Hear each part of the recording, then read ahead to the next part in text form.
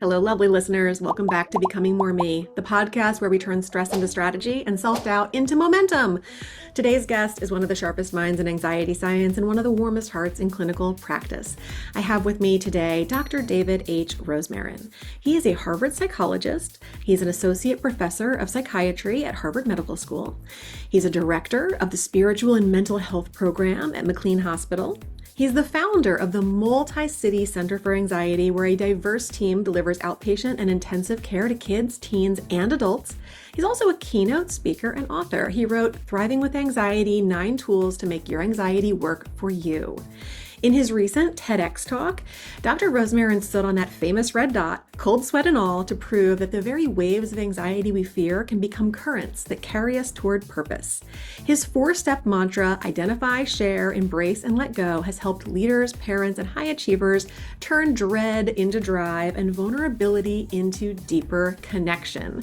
And today we're going to explore his research on the different emotional lanes that we have, as well as the business side of thought leadership, how a TEDx talk, media features, and thriving clinic weave together to amplify impact. Grab something wonderful to drink, open up a journal, let's dive in and learn how to turn anxious energy into fuel for growth. It all starts now. Welcome to the show, Dr. Rosman. I'm so glad to have you here today. I'm so happy to be here. Yeah, I always love to start my episodes by learning a little bit about you outside of the amazing work that you do with anxiety and everything else. Could you tell us a little bit about where you live, who you like to spend your time with, maybe some hobbies or unusual facts about you? Sure. From Toronto, Canada, originally, and came to the United States to do studying and then eventually to take a faculty position here in Boston. I live here in Boston, fast forwarding now, 45 years later, with my wife and my family. I actually have 6 kids, which Wow. definitely stressful and anxiety provoking at times, but also amazing and super uplifting. And work-life balance is something that I try to pride myself on and try to do. I am a long distance runner, which keeps me sane. I think I'd like to say that if I wasn't a runner, then I'd probably be dead, and that takes up a lot of my time. So those are What the kind of distances do you run, like when you go out for a run? I've done the marathon circuit, like one a year every year for the last 12 years. So that's definitely sort of kept me, reasonably fit. You can only get so unfit when you have a marathon on your calendar on a yearly basis. I'm not super fast, but it's enough of a distance that it's a challenge. Yeah, and that's pretty much, running, working, life, and of course my wonderful family, and those are the people I have Yeah. to What's the age range of your kids? Oh, my oldest is 21 and my youngest is 10. Oh, wow, So we have similar. You have boys and girls? yeah, mix. Okay, we're all boys, 4 over here, and my oldest is 20 and youngest is 8. So, Hey, for range, but you got a couple more in there. So, very get cool. your I 2 girls into the mix. But yeah. yeah. I'd love to talk a little bit about your book to start off. You have an amazing book, 9 Tools to Make Your Anxiety Work for You. And you map out these emotional zones that we kind of go through, flourishing, languishing, distressed, severely distressed. How can listeners figure out where they sit in those things? And what's the very first like micro shift that you can recommend for people? Yeah, we're all within those, I would say, 4 categories. And just to lay them out really clearly, there's flourishing, languishing, distressed, and then severely distressed. And you can really bifurcate them into 2. So on the one is distressed and severely distressed. I would call those clinical territory. And that's Okay. when people have some distress, whether it's anxiety, especially in my world, or depression or substance abuse or whatever it is, that's causing a real problem in your life and making it hard to function. And if that's the case, then we're talking about needing professional help, whether that's therapy or medication or something more significant, depending on where you're in that spectrum. But that's the distressed and severely distressed area. A lot of people are in that state, and a lot of people sometimes go into that state and sometimes come out of it. I'd say we, at any point in time, are in one of these four categories, and certainly no shame. And if you are in that state right now, then get the help you need. Then there's flourishing and languishing. Flourishing and languishing are non-clinical territory, and that's where it's not interfering with your life, but there's stuff that happens, especially in the languishing category. You might have some jitters before a meeting, or going through a difficult time, or you're stressed out because of your family or your work-life balance. Hello. Or you're trying to, navigate a new path in your career, launching a new product at work, or starting a new relationship, you name it. So flourishing is when you don't really feel it, but there's something in the background, and languishing is more when it's more prominent, whatever you're experiencing. So yeah, that's kind of how I start my book. You have to be aware of where you're at on that continuum, clinical and non-clinical, and then more specifically bifurcating, but within those two. Um, and there you go. Cool, very cool. So, and you teach that as four-step practice along with that in your book. It's identify, right? Share, embrace, and let go. Am I getting that right? I don't know if that corresponds to those four stages, but that is what I would say. Identify, share, embrace, let go was a TEDx talk that I gave, TEDx Nashville, which at this point actually has like nearly 700,000 views, which is kind of anxiety provoking.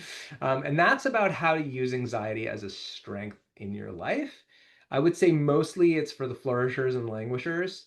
But also, if people have, something more significant and they're getting clinical treatment, you can still learn to use anxiety to thrive. And those four steps are definitely where it's at. And yeah, happy to go through those.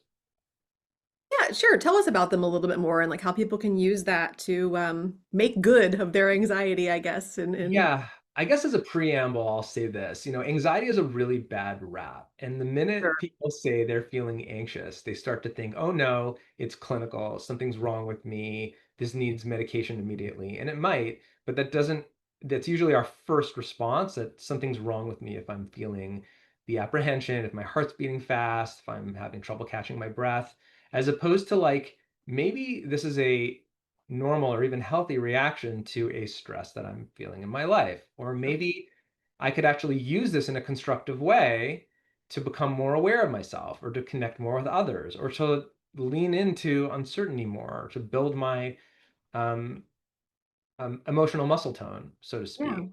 So I think we do need to flip the script on anxiety in a big way before getting into any steps and getting into any, processes. Let's flip it.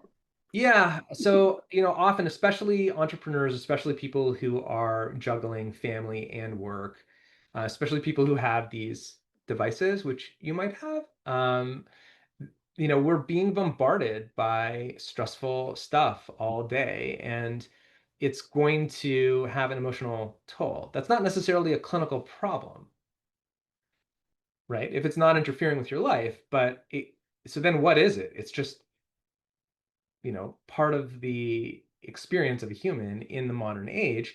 And can you use that in a constructive way? Okay. Yeah.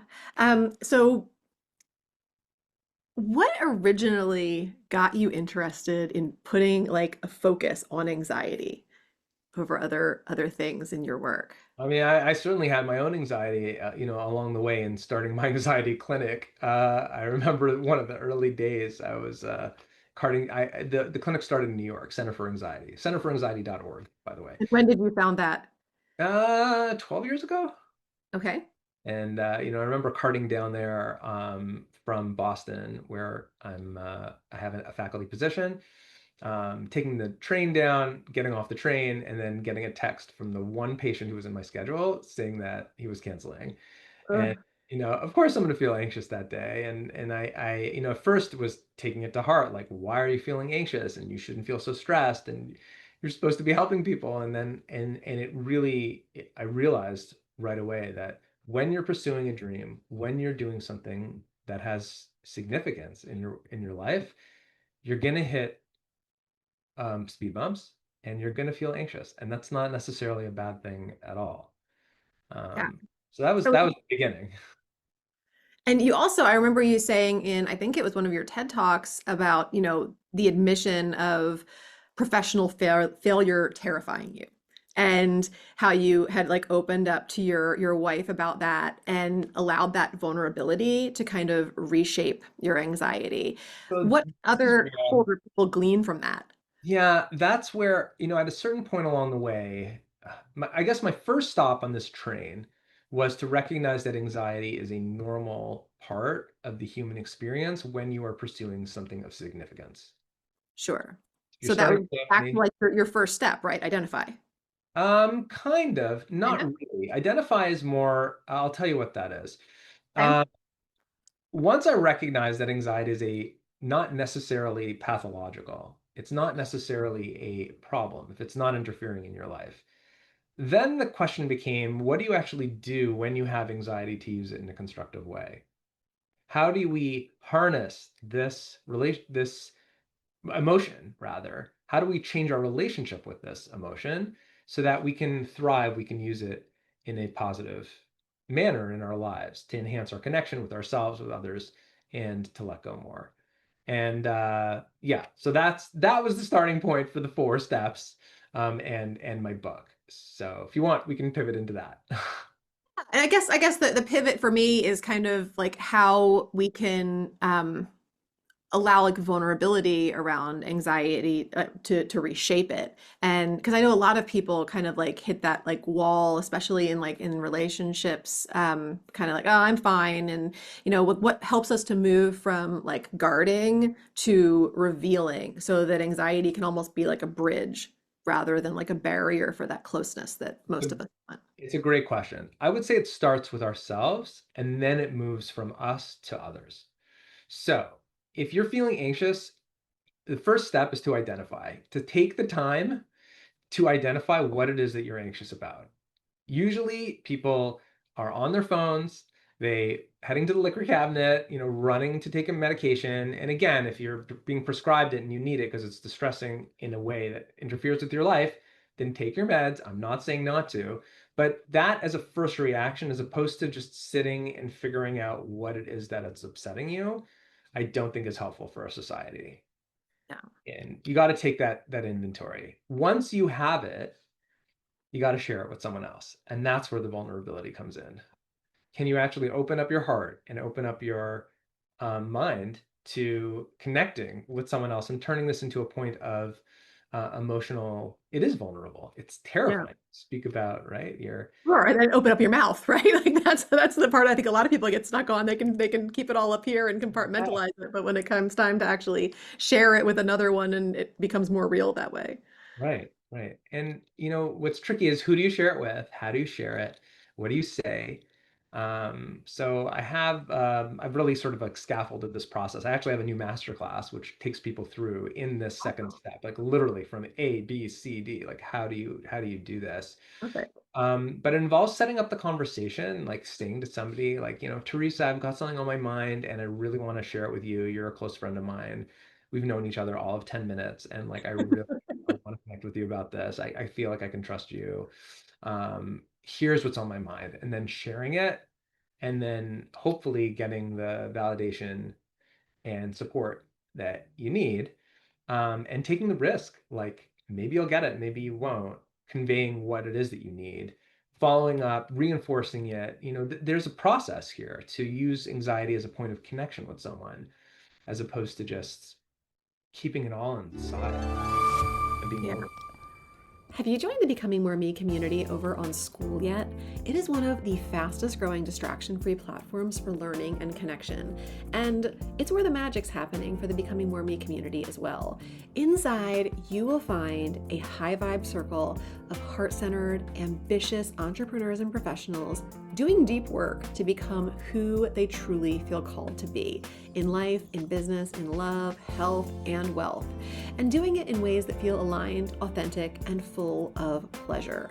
The community is packed with tons of valuable resources too that you can start using right away, as well as guidance to find the ones that are going to help you so that you don't need to waste time. We're talking tools, trainings, and practices to support your growth. all for free.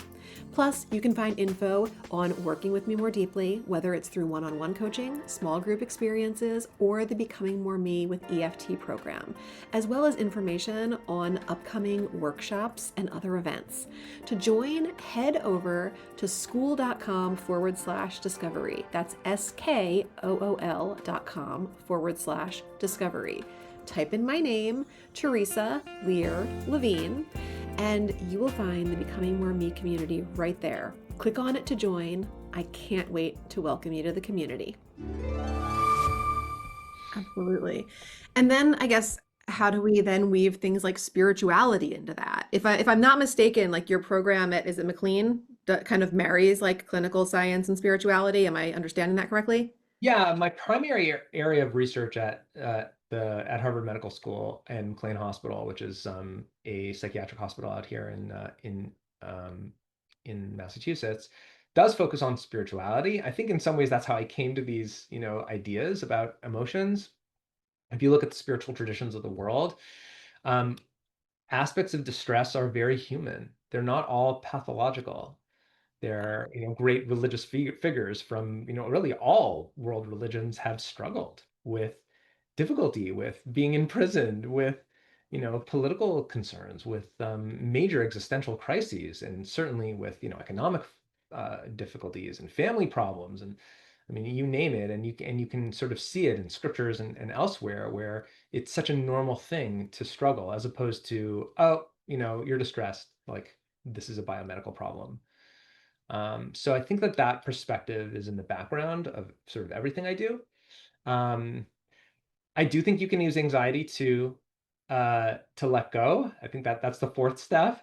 where you really sort of recognize the limits of your control in this world. And Yeah. it's, So how does like letting go or surrendering help to like rewire the anxious brain? well, what's really interesting is that the neurobiology of letting go and exhilaration is actually the same neurobiology as fear. They both involve adrenaline, they both involve dopamine, they both involve acetylcholine, they both involve the same neurotransmitters and hormones. And they kind of feel the same. I mean, if you're at the top of a roller coaster and you're about to go down, like your stomach drops, your heart's Yeah. beating fast, you're having trouble catching your breath, you might have some stomach distress, My you feel kids and I always say that we're nervous-sighted. that I like that. It's nervous. And Like they both feel the same, pretty much. The excitement, the fear, the nervousness, the anxiousness, like, or so we'll try to tell ourselves that we're excited instead of nervous, very thin anxious. line between anxiety and excitement. It's a very thin line. And if you think about it in the context of relationships, when you're really excited and feeling very connected with someone, it's simultaneously scary because you're being vulnerable and letting someone in. And it's Yep, also so peaceful and calming and filling and connected and just wonderful. It's a very, very thin line between those two. So much so that when you actually embrace the anxiety and let it fuel you, I think it can certainly lead to a form of transcendence. absolutely. Are there any like daily rituals or things that help people to Oh embrace and my let gosh, go that you might so many, share? so many. But I think that we're missing out on that in our society because we don't identify and share enough. You can't just jump to the absolute. You have to No, no, that's very true. And I think we are missing out in our society so much because we don't take the time to identify our anxiety. We just push it out of our mind, and we certainly don't share it with someone else. And if you can't get it out of your mind and out of your heart and into someone else's ears, how are you going to use it in a transcendent way and really accept it and thrive with it in a spiritual way? It's very hard to do that if you don't have the building blocks in place. So, yeah, step by step. You noticed any like major changes in the last year or so with the way anxiety and fear are showing up for people in the world today? Like how is anxiety different in 2025 than perhaps in years past? Yeah, I don't know about the last year or so, but certainly the last 10 years. I mean, there's no question, especially for youth, especially for kids, especially for our children. They have these devices, and they are. I think Jonathan Haidt has made a very strong and very cogent case and argument.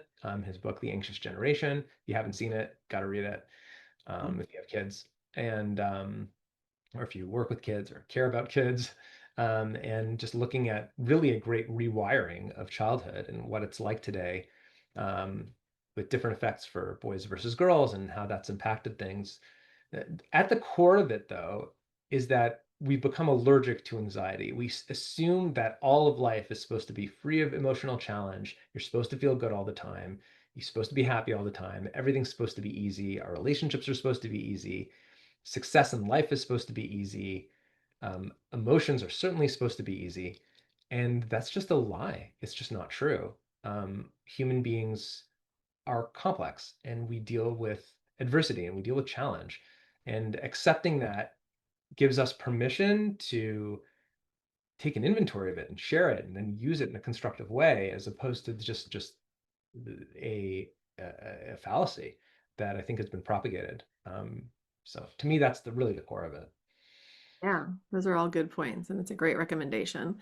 Um, yeah, there's so many people throughout time, and I know in your TED Talks you talked about different celebrities or historical figures that have like been basically forged in like the fire of anxiety. Everybody from like Churchill to Taylor Swift, and it was like it's a pretty wide spread. But like, how can everyday leaders tap that same edge without tipping into burnout? Sure. Um, So corporate consulting is something I've done a lot more of these days, not only keynotes and workshops, but also working with corporate leaders in how to use anxiety as an edge. And almost all businesses these days, I would say, are going through some sort of change, whether it's due to AI or whether it's due to tariffs or whether it's due to changes in the workforce, whatever it is. Sure. So, there's anxiety there because uncertainty comes with anxiety. When you care about, finances and you care about the, profit and loss sheet and what's happening, or your board or your stock price or whatever it is, depending on the size of your company, and your family, then you're gonna be anxious about these kinds of things. What do you do with those feelings? So can you bring them to your board in a constructive way? Maybe not during a sales call, because, right, not the right time to be sharing some of the apprehension, but certainly with your mentors, with your colleagues, with, whether you're a member of, Vistage or YPO or whatever it is, you need to have colleagues and people who you can connect with and say, this is the struggle, this is how I'm feeling about it, is this normal and what should I do? And getting the advice. So navigating emotions is critical. I mean, a lot of business leaders I'm dealing with now are struggling because they are dealing with all that anxiety on their own and they don't really have anyone, they don't feel they don't have anyone to go to. So that's really where the process starts for growth. Yeah. So when anxiety flares up for somebody who's maybe making a big decision in business, how can a founder or an entrepreneur tell the difference between like a gut red flag and plain old like, fear of the unknown? Um, I don't know if it makes a difference. I think the point is to be able to, what do you do when you feel unmoored, when you feel uncomfortable, when something's nagging at you at work? So I'll tell you what not to do is just to do more busy work and Yeah. to uh, forge ahead without dealing with the anxiety, to just put it away, put it in a closet, literally, and just walk away from it and keep yourself busy doing things. I'm working with one a real estate developer right now who his MO when dealing with difficult emotions is just to focus, to really focus on just focusing more hard. And it's actually an incredible strength for this person because he's able to focus for like 5, 6 hours at a time without getting distracted, like an incredible amount of cognitive That's the kind of hyper focus that my ADHD listeners like dream about. fantastic. I mean, he's a gifted human being, but it's actually backfired a couple times. Sure. He's made certain decisions, and then the focus has actually made it worse because he's now all of a sudden he's, um, way down the line, further than he would have been had he not focused so much because he made a bad decision. So Sure. I hold mean, that back.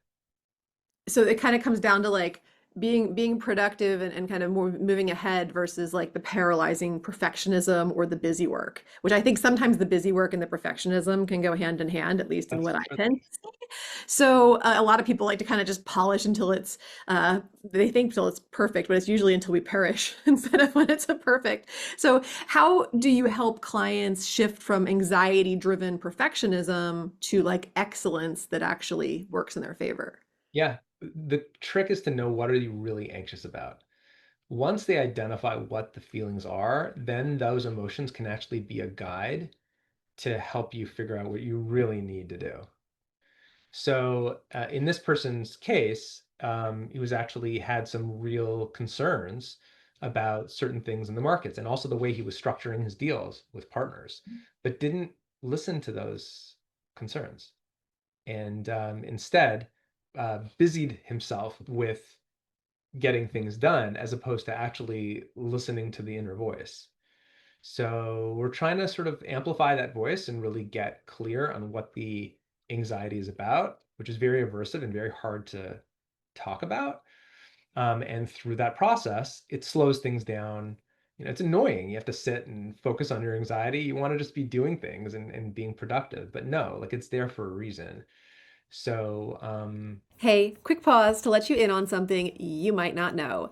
You know, you can book a totally free, no pressure 15-minute insight call with me. Yep, just you and me, chatting about the real life stuff that's feeling heavy or unclear or stuck in your world right now. Whether that's in your business, your body, your relationships, your energy, all of the above, maybe. We'll explore what's really going on beneath the surface, and I will share a few personalized insights to help you start moving towards the outcomes you truly desire and get out of your own way with clarity, peace, momentum, and abundance.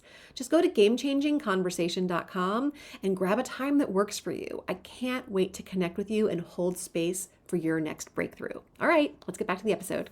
that's been the journey with that. Um, Yeah, we do have to slow down. It's literally one of the chapters in my book is called Slow is the New Fast, because I think that's really how we get the traction to be able to move forward in the way that we truly want to, the way we really want to show up and do things and be in this world instead of all the doing. So I think slowing down really allows us to access that better, wouldn't you say?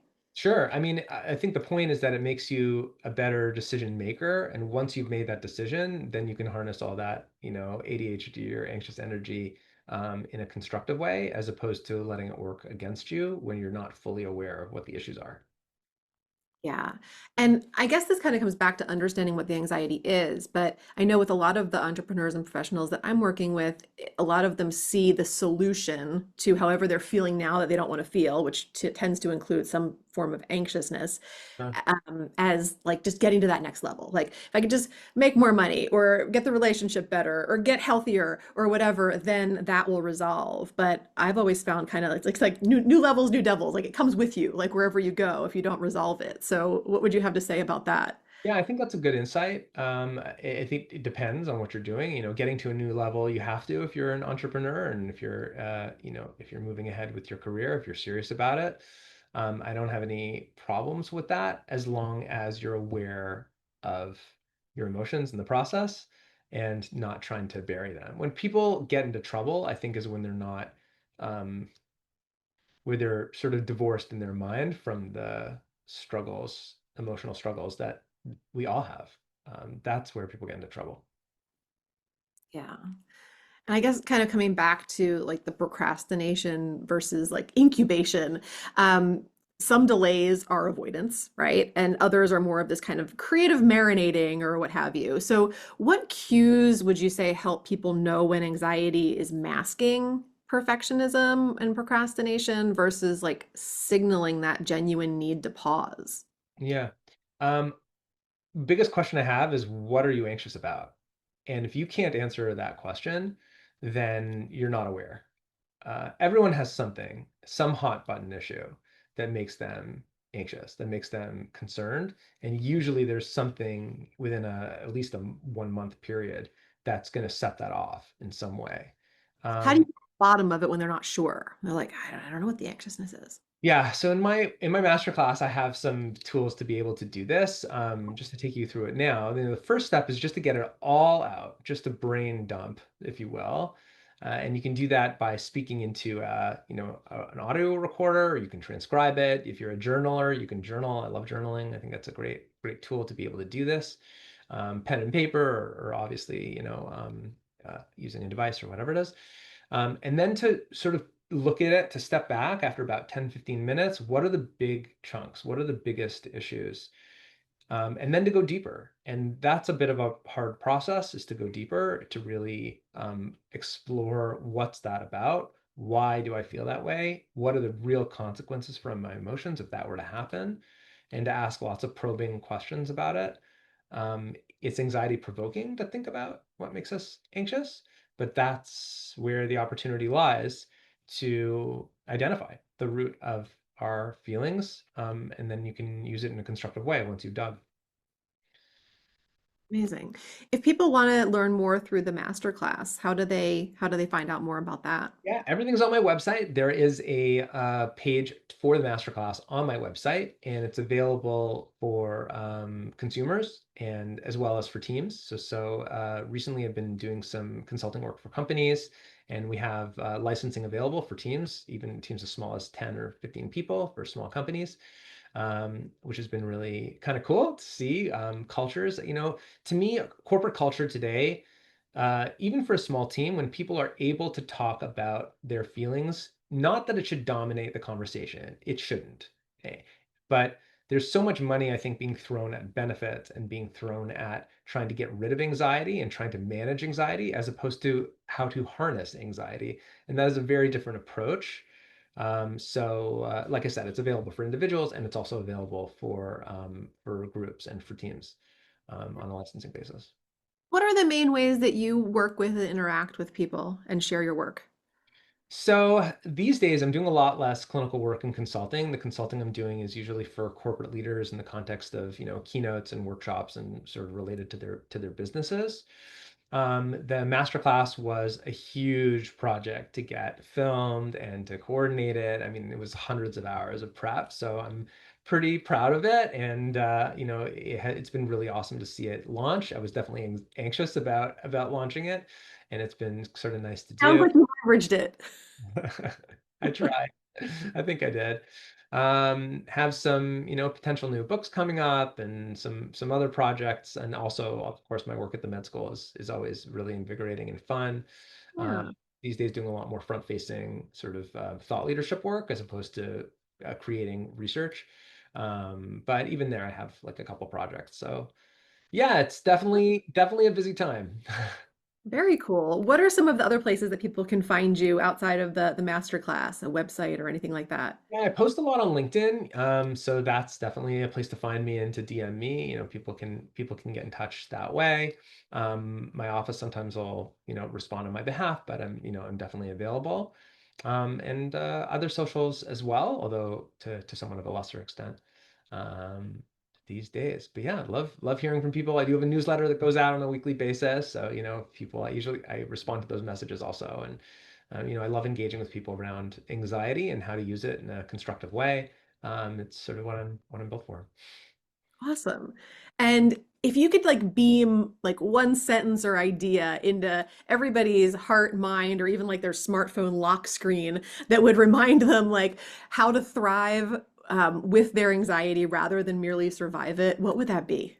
I mean, you feel anxious too, that is a normal thing. And the question isn't how to get rid of it. The question is how to use it.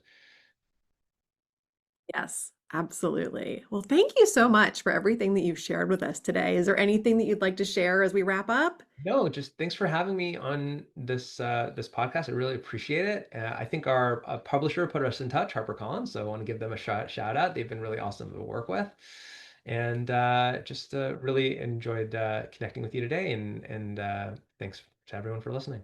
Absolutely. Thanks for being here, David. And to all of you listening, I know you have literally millions of choices when it comes to the podcasts that you listen to. So thank you for choosing Becoming More Me. Thanks for spending some of your precious time with me today. If you loved this episode, please please leave a review or simply share it with someone else who would get great benefit from it too. If you share on social media, please tag me so I can personally connect and thank you.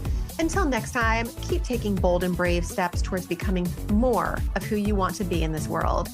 You are capable, you are worthy, and you are enough. And if your inner critic is still trying to argue with those facts, hit me up. We've got work to do.